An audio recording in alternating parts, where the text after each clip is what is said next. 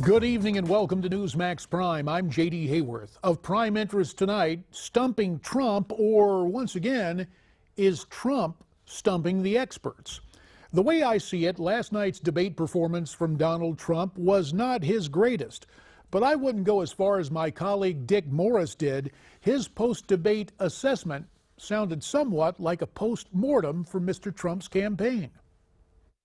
I'm afraid that in responding to the question of would you accept the results of the election, he may have totally blown it. But what's really blown up on Donald Trump? Not his debate comments, though they could have been more detailed and timely. No, what's blown up on Mr. Trump is the huffing, puffing, and harumphing of a whole bunch of Washington Republicans. Make no mistake, Lindsey Graham claims to be from South Carolina, but his undying allegiance to amnesty for illegals indicates he's a Washington Republican. Ditto for Arizona's alleged senators, Jeff Flake and John McCain. They're both more comfortable with the establishment and amnesty than they are with the candidate who won the GOP nomination fair and square. In fact, Mr. McCain recently said publicly that he would write in Lindsey Graham for president. Talk about delusional.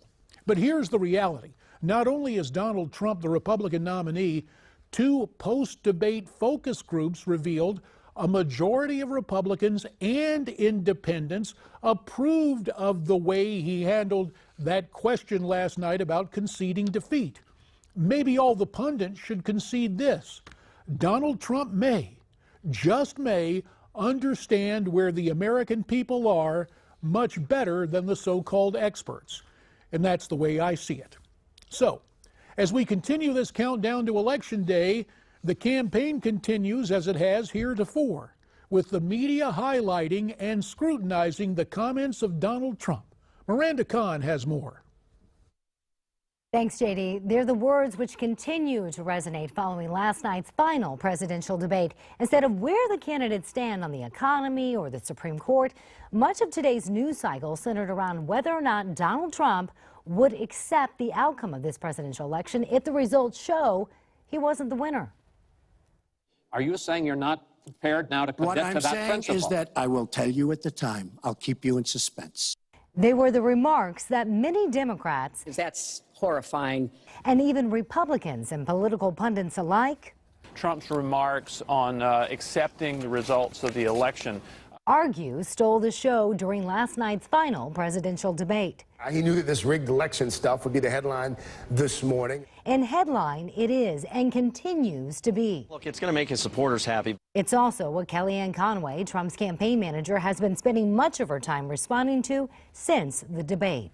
He's saying that until the results are actually known, certified, and verified, he's not going to concede an election. Everybody, including Al Gore in 2000, waits to see what those election results are. He's got to take a look at it. He's got to see if there were any irregularities, if there is any malfeasance, if there is voter fraud. But today, Donald Trump decided he, not just his surrogates, would respond to the one comment that has everyone talking. And I will totally accept the results of this great and historic presidential election if I win.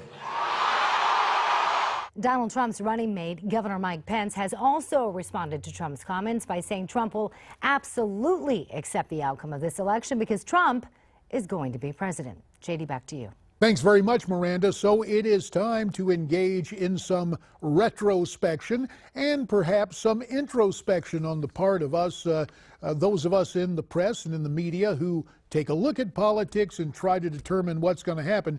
We've got two people who know whereof they speak. Let's begin with my old colleague from Capitol Hill, the president of Flanagan Consulting, former Illinois Congressman Michael Patrick Flanagan.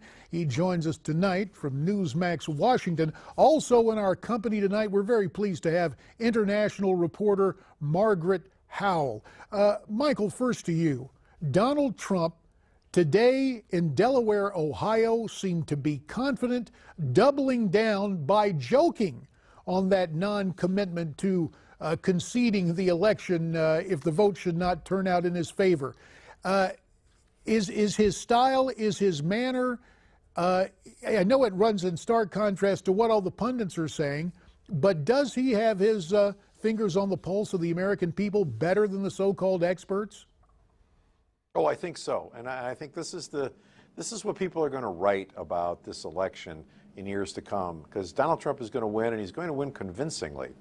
And it's not because the polls are going to show him there. It's because the polling and system of predicting these elections has gotten to a point where it can't really do a very good job anymore, particularly when it's controlled and worked by a media that's all in for one side. Trump knows that he's either going to win big or he's going to lose big, and if he's going to win big, you keep talking the way you've been talking to keep that going.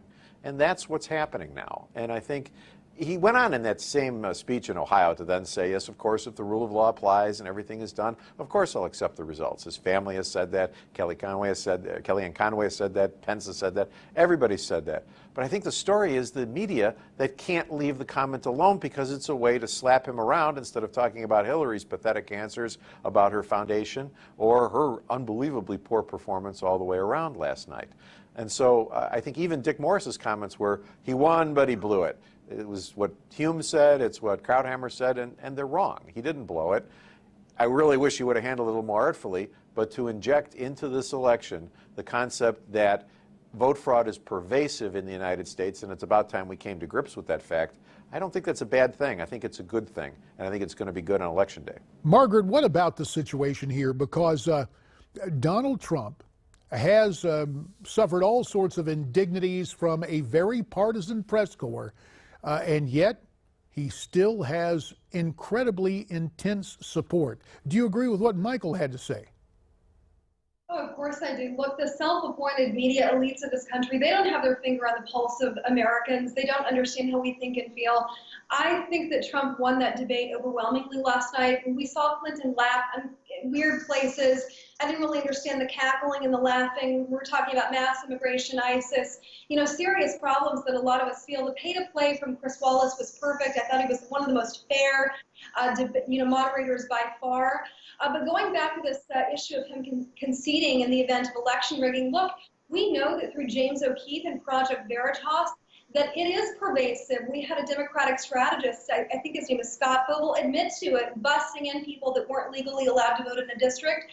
We've seen election fraud before, and look no further than 2000, what happened with Ms. Harris in Florida, and that went all the way to the Supreme Court. I thought that Trump's comments were on point. He was absolutely right, and of course he would challenge it because we understand that there's pervasive election issues, possibly even fraud coming out, even Democratic strategists admitting this off camera, being privately taped. Now, it's worth noting, and we saw briefly in Miranda's report, some of Kellyanne Conway making the media rounds this morning. Let's listen more in depth to what Ms. Conway had to say defending Donald Trump. He's saying that until the results are actually known, certified, and verified, he's not going to concede an election. Donald Trump is also putting people on notice that if there are irregularities, if there's voter fraud, if there's large-scale malfeasance that's committed, that he's not just going to not want to investigate that. Michael Patrick Flanagan, you call Cook County home. We know about Chicago and voting shenanigans. History somehow has it that Richard Nixon was noble for not challenging the voter irregularities in Cook County in 1960. I'm not here to debate that point, but it almost seems that that kind of meme is taking hold within the establishment, that Trump somehow is wrong to point out the concerns about voter fraud. What say you? Trump is not wrong about that. I don't think he's wrong about much, but he's not wrong about that. Let me make this clear. Nixon won that election, and it was taken from him in West Virginia, in Illinois particularly, and in Texas. Eisenhower begged him to challenge it and ask for recounts and investigate it. Eisenhower was no knuckle-dragging thug desperate to win at all costs. He wanted the rule of law to prevail. When you don't press your rights in the law, you're just as sad and wrong as somebody who presses a right they don't have. Nixon should have stood up for the rule of law and challenged that election, and challenged it to a point to at least make a recount and expose the problems that were there. He didn't. And the fact that the never-Trumpers say, well, we all should behave like Nixon, except the rest of the time when Nixon was Nixon, is crazy. They like piece. They know that vote fraud is part of the equation on the Democratic side. They view it as part of the game, and they let it go. And it's wrong. It's just wrong. We need to talk about this out loud regularly because our system is not as pure and clean as the Brit Humes and Charles Kramer's would like to pretend it is. It's not. I'm from Chicago. I worked for the Chicago Board of Election Commissioners in my youth for 7 years. I will tell you, it's filthy dirty, and we need to start talking about this out loud regularly. Well, let's speak aloud to Margaret Howell. Margaret, there was something that Mr. Trump had to say last night. I believe the two words were something like nasty woman. Now, that has been the fodder for a lot of criticism. But one columnist said, well, wait a minute, she was nasty and she is a woman. Does that comment cost Donald Trump in any way, or does it bring his supporters feeling even more intensely about his cause? 20 seconds. Look, I don't think that anything he says anecdotally seems to hurt him too much, especially for those of us who do feel that Hillary Clinton is incredibly compromised and perhaps even nasty. He won his supporters over well. You know, a lot of people, there's a silent majority in this country that is very against partial birth abortion. He didn't mince words last night. That he actually wins the hearts and minds of people, in my opinion, every time he speaks. So anecdotally trumping Trump, I don't think that he offended anyone that supports him. Well, Margaret Howell, we appreciate your input. Michael Patrick Flanagan, likewise, thanks very much for joining us tonight on Newsmax Prime. Now, last night during our coverage, we asked you to weigh in and tell us who you thought won the debate. We got a great response, and take a look at this. From our Newsmax poll, you told us Donald Trump far and away was the winner, 89% to 11%.